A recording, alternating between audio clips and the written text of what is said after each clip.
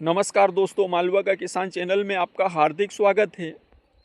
आज का जो हमारा वीडियो है वो पूसा मानव 20 211 चने की फसल को लेकर है। और आज के वीडियो में इस पूसा मानव 20 211 चने की फसल की किसान ने किस प्रकार से बिजाई करी, क्या इसमें बीज दर रखा, पंक्ति से पंक्ति की दूरी क्या रखी, क्या इसका खाद प्रबंधन रखा, उसके अलावा कितनी इसमें सिंचाइयाँ की, कितने इसमें स्प्रे किए गए, और 105 दिन की अवस्था में पूसा मानव 20 211 चने की फील्ड पर क्या स्थिति है, सारी जानकारियां हम स्टेप बाय स्टेप बिल्कुल संपूर्ण जानकारी के साथ समझने वाले हैं। तो जो किसान भाई हमारे चैनल पर पहली बार आए हैं वो हमारे इस चैनल को सब्सक्राइब कर दीजिए ताकि हमारे चैनल का जो नोटिफिकेशन है वो आपको मिलता रहे और हमारे इसी प्रकार से नई नई जानकारियों के वीडियो आपको आगे भी मिलते रहें। और पूसा मानव 20 211 चने के आगे भी आपको वीडियो मिलते रहें, जानकारियां मिलती रहे और इसके फाइनल उत्पादन के वीडियो भी आपको आगे मिल सके। तो करते हैं दोस्तों आज के वीडियो की शुरुआत, बने रहें हमारे साथ आखिर तक। तो दोस्तों सबसे पहले चर्चा करते हैं इस चने की फसल में खाद प्रबंधन की। तो दोस्तों इस चने की फसल में जो गुरुमोर का ग्रो प्लस नाम से खाद आता है दानेदार, उसका हमने इसमें उपयोग किया। बीघे के हिसाब से एक बोरी ग्रो प्लस हमने इसमें डाली, साथ में हमने इसमें और साथ में लिया दोस्तों हमने पोटाश, नीमखली और थोड़ा सा यूरिया। उसके बाद जो बरसात हुई थी उस बरसात की नमी में 5 नवंबर को हमने इस चने की बिजाई करी दोस्तों। और इस चने में हमने इस चने की फसल में हमने 12 किलो बीघा के हिसाब से, और अगर एकड़ के हिसाब से बात करें तो 24 किलो पर एकड़ के हिसाब से बीज दर हमने इस चने की फसल की रखी है, 12 किलो बीघा के हिसाब से। और अगर बात करें पंक्ति से पंक्ति की दूरी, तो पंक्ति से पंक्ति की दूरी हमने इसमें 16 इंच रखी थी। और 16 इंच की दूरी पर आप इस चने की फसल को देख सकते हैं कि बिल्कुल भी इसमें पैर देने के लिए भी जगह नहीं है, बिल्कुल खेत खचाखच भरा हुआ है। ऐसा लगता है कि जो 16 इंच की जो दूरी थी वो कम है। अगर इस चने को 24 इंच पर भी लगाया जाए तो भी ये अच्छा खासा उत्पादन देगा दोस्तों, क्योंकि और इस चने की फसल को 9 इंच पर लगाना तो पूरी तरीके से गलत हो जाएगा दोस्तों, क्योंकि अगर हम इसको 9 इंच पर लगाएंगे तो संभव है कि हम इस चने की फसल से अच्छी तरीके से उत्पादन नहीं ले पाएंगे, क्योंकि ये बहुत ज़्यादा चलता है, बहुत ज़्यादा फुटाव करता है। ये देख सकते हैं आप 16 इंच पर और 12 किलो बीघा के हिसाब से बीज दर, और अगर एकड़ की बात करें तो 24 किलो पर एकड़ के हिसाब से इसकी बीज दर रही है। अगर बात करें इस चने की फसल में सिंचाई की, तो 35 से 40 दिन के बीच की अवस्था में इस चने की फसल में हमने सिंचाई करी थी, और उसके बाद अभी तक इसमें सिंचाई नहीं करी, और उसके बाद संभव है कि इसमें अभी सिंचाई की अब आवश्यकता भी नहीं लगेगी, क्योंकि दोस्तों ये जो वैरायटी है पूसा मानव 20 211, ये सूखे के प्रति काफ़ी सहनशील वैरायटी है। इसको बहुत ही कम सिंचाई की आवश्यकता लगती है। तो ये स्क्रीन पर आप देख सकते हैं आज 105 दिन की अवस्था में है, और 35 से 40 दिन की अवस्था में हमने इसमें सिंचाई की थी, और बहुत बेहतरीन ये फील्ड पर प्रदर्शन कर रही है। पूसा मानव 20 211 आज 105 दिन की अवस्था में फील्ड पर आपके सामने है। दोस्तों चने की फसल में पहली सिंचाई का बहुत इम्पोर्टेंट रोल होता है। अगर यहाँ पर आपने अगर थोड़ी सी सावधानी रख ली तो आपकी फसल में जो उकठा रोग है या विल्ट की जो समस्या है वो काफ़ी कम आएगी, अगर यहाँ पर अगर सावधानी रख ली तो। लेकिन हमारे किसान भाई क्या करते हैं कि इस जगह पर गलती कर जाते हैं और फिर पूरे सत्र भर परेशान होते हैं। तो दोस्तों यहाँ पर हमने जो सिंचाई की थी, सिंचाई में लिया था हमने बीघे के हिसाब से 400 ग्राम, सुनना दोस्तों, बीघे के हिसाब से 400 ग्राम रोको फंगीसाइड। और साथ में लिया था हमने पोटेशियम एस्कॉइनेट, जिसके अंदर 3 तत्व होते हैं, मैग्नीज, पोटाश और सल्फर। यहाँ हमने यूरिया नहीं लिया दोस्तों, यहाँ पर हमने यूरिया नहीं लिया, हमने यहाँ पर लिया था पोटेशियम एस्कॉइनेट और रोको फंगिसाइड, और साथ में लिया था फेप्रोलिन कीटनाशक। तो ये हमारा सिंचाई का शेड्यूल था, क्योंकि ये सिंचाई में अगर हमने सावधानी रख ली तो आने वाले समय में किसी प्रकार की चने में समस्याएं नहीं आएगी। तो ये देख सकते हैं कि अभी तक भी चने के अंदर किसी प्रकार की विल्ट की या कोई किसी प्रकार की कोई समस्याएं नहीं हैं।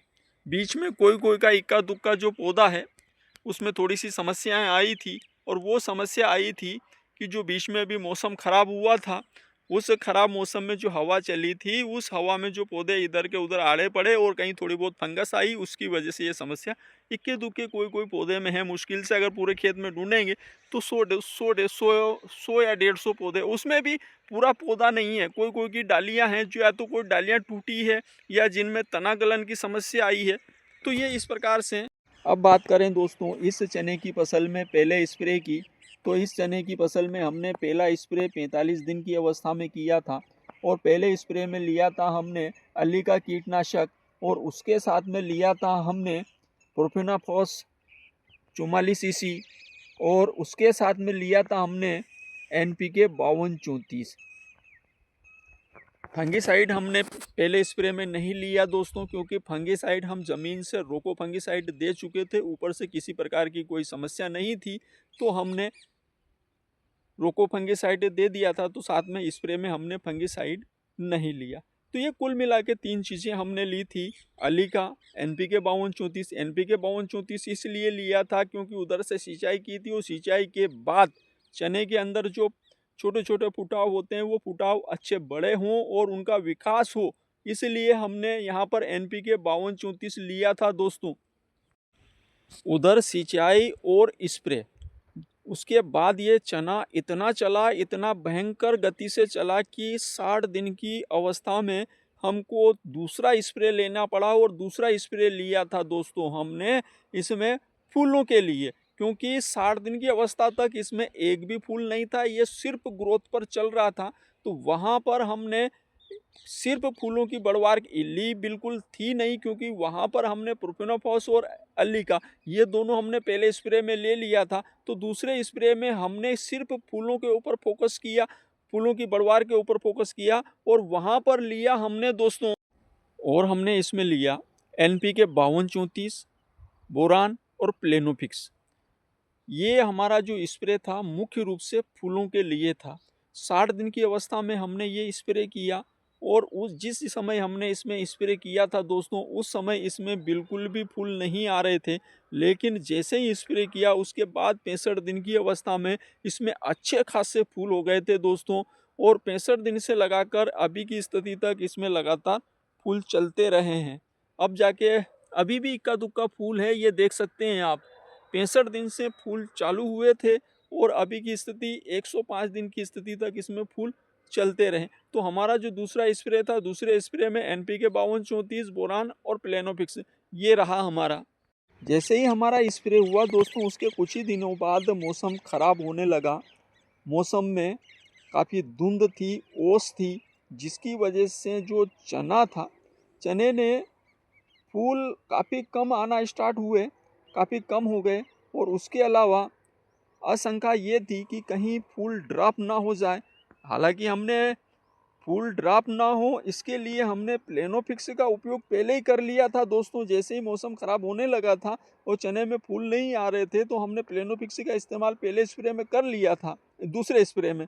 लेकिन फिर भी मन में आशंकाएँ थी, तो हमने यहाँ पर 60 दिन की स्थिति में हमने पहला स्प्रे किया था। उसके बाद हमने 73-75 दिन के आसपास की स्थिति में हमने तीसरा स्प्रे लिया दोस्तों, और तीसरे स्प्रे में हमने फिर से NPK 5234 को रिपीट किया, और उसके साथ में लिया हमने फेंटेक। फेंटेक इसलिए दोस्तों क्योंकि फेंटेक के अंदर क्या होता है कि उसके अंदर अमीनो एसिड होता है, जो कि पौधे के अंदर उत्तेजना उत्पन्न करता है, और उसके साथ में उसमें होता है प्रोटीन। तो वो प्रोटीन क्या करेगा कि हमारे जो फूल हैं, इन जो कि फल में कन्वर्ट नहीं हो पा रहे थे, उनको प्रोटीन मिल जाएगा, तो वो क्या होंगे कि वो एक तो ड्रॉप नहीं होंगे और काफ़ी हद तक वो फल में कन्वर्ट होने लगेंगे। तो यहाँ पर NPK 52-34 और फेंटेक से हमारी फसल के अंदर और ज़्यादा फूल आने लगे, और इसने जिस स्थिति में अधिकतर जगह पर चने की फसल में फूल काफ़ी कम हो गए थे, फूल नहीं आ रहे थे, उस स्थिति में इसमें फूल चलते रहे, रेगुलर चलते रहे। और उसी के साथ में दोस्तों हमने इमामेक्टिन भी ऐड कर दी थी। तो ये 75 दिन की स्थिति में हमारा तीसरा स्प्रे हो गया दोस्तों।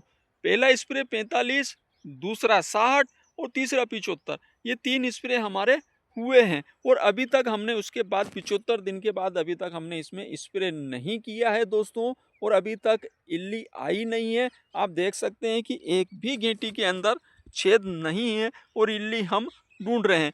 अब ऐसी स्थिति में और उसी के साथ में दोस्तों हमने इमामेक्टिन कीटनाशक ऐड कर दिया था, जिसकी वजह से अभी 105 दिन की स्थिति तक इसमें इल्ली नहीं है। और ये 105 दिन की स्थिति में ये चना आपके सामने है। 110 दिन कुल इस वैरायटी का मैच्योरिटी समय होता है। पर हुआ क्या दोस्तों कि ये जो चना है इसमें जगह बिल्कुल नहीं बची, जबकि 16 इंची पर लगाया था, जगह बिल्कुल नहीं बची, जिसकी वजह से नीचे की जो नमी है वो काफ़ी धीमे धीमे ख़त्म हुई और मौसम बीच बीच में लगातार ख़राब बना रहा। उसकी वजह से लगता है कि ये जो चना है अभी काफ़ी समय लेकर जाएगा। जहाँ तक मेरा मानना है कि अभी तक की स्थिति में अगर देखें तो ये चना अभी 25 दिन और इसकी कटाई नहीं होना है। 25 से 30 दिन, एक महीना पूरा इसकी अभी कटाई नहीं होना है। और अगर 25 दिन तो मान सकते हैं कि 25 दिन इसकी कटाई नहीं हो सकती, और भी 5 दिन और जा सकते हैं, 30 दिन इसकी कटाई नहीं होनी। मतलब कि 30-35 दिन के आसपास या 40 दिन के आसपास इसकी कटाई होना है। ये जो वैरायटी है ये सूखे के प्रति काफ़ी सहनशील वैरायटी है। तो इस वैरायटी में ज़्यादा सिंचाइयों की आवश्यकता नहीं होती है दोस्तों। तो इस वैरायटी में अगर आपके यहाँ पर भारी ज़मीन है तो इसमें सिर्फ एक ही सिंचाई करें, 2 सिंचाई इस वैरायटी में ना करें। नहीं तो ये जो वैरायटी है सूखे के प्रति सहनशील वैरायटी है, और ज़्यादा अगर इसमें नमी बनी रही तो फिर कहीं ना कहीं फंगस की समस्याएं आएगी। वरना इस वैरायटी के अंदर काफ़ी कम फंगस की समस्याएं देखने को मिलेगी, और विल्ट की समस्याएं भी काफ़ी कम है इस वैरायटी के अंदर। बाकी मौसम ख़राब होता है उससे तना गलन की अगर जो समस्या कहीं कहीं पर देखने को मिली है, तो तना गलन की समस्या का तो अब निदान स्प्रे है दोस्तों। वो किसी भी वैरायटी में तना गलन किसी भी वैरायटी में आ सकता है। बाकी जो विल्ट की समस्या है वो इस वैरायटी में देखने को नहीं मिल रही है दोस्तों। विल्ट के प्रति काफ़ी सहनशील है, सूखे के प्रति ये वैरायटी काफ़ी सहनशील है। और बाकी अगर किसी को इस वैरायटी को अगर फील्ड पर इस वैरायटी का अवलोकन करना हो तो हमारे यहाँ पर आकर अवलोकन कर सकते हैं। पूसा मानव 20-211 आज 105 दिन की अवस्था में।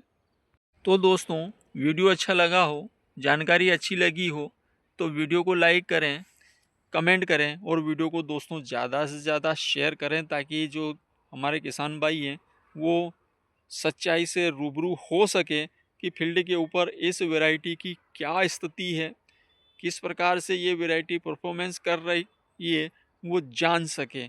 और अगर किसी किसान भाई को इस वैरायटी को आंखों से देखना है, अपनी इस वैरायटी के बारे में कुछ और जानकारियाँ चाहिए, तो आप हमारे यहाँ पर फील्ड को विज़िट कर सकते हैं। उसके अलावा कमेंट कर सकते हैं, मैसेज कर सकते हैं, कॉल कर सकते हैं। इस वैरायटी से जुड़ी हुई किसी भी जानकारी के लिए आप किसी भी समय मेरे से संपर्क कर सकते हैं। नमस्कार दोस्तों।